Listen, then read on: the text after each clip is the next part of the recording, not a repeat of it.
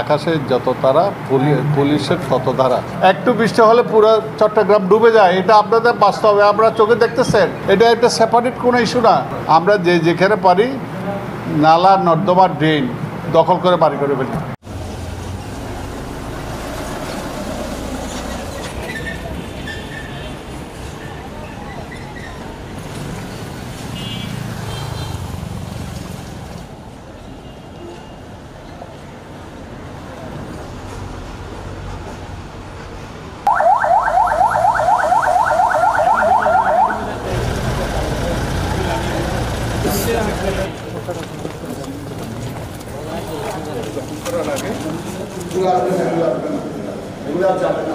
Police করে দিবে, পুলিশের সেদিকে একটু রাখেন।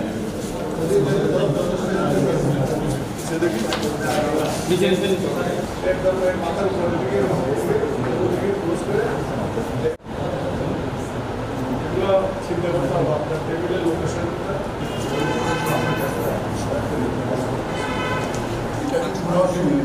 কোম্পানির আন্ডারে দিবেন নাকি ইন্ডিভিজুয়াল অ্যাপ্লাই করবেন?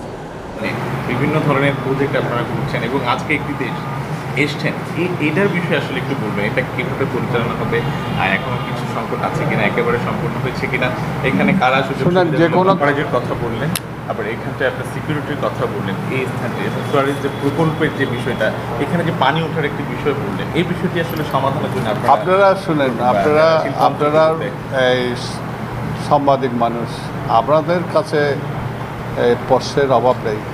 পুলিশ বলে এই আকাশে যত তারা পুলিশের তত ধারা, আপনাদের একই অবস্থা।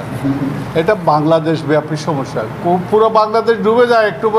একটু বৃষ্টি হলে পুরো চট্টগ্রাম ডুবে যায়, এটা আপনাদের বাস্তবে আমরা চোখে দেখতেছেন।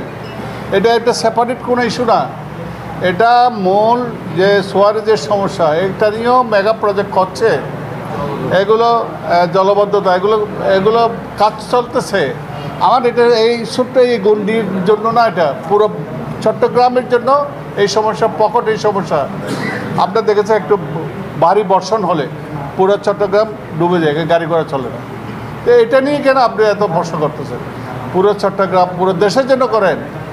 এমন আমাদের চারিত্রিক বৈশিষ্ট্য হলো আমরা যেখানে পারি নালা নর্দমা ড্রেন দখল করে বাড়ি করে ফেলি। আমার বাড়ির পিছনে অনেক জায়গা থাকে, ওগুলা আমি কেয়ার করি না। আমি রাস্তার পাশে বাড়ি, রাস্তা থেকে এক হাত যদি দখল করতে পারি, আমি মনে হয় আমি বীরত্ব প্রদর্শন করলাম, আমি হিরো। আমি রাস্তা থেকে এক হাত রাস্তা দখল করছি।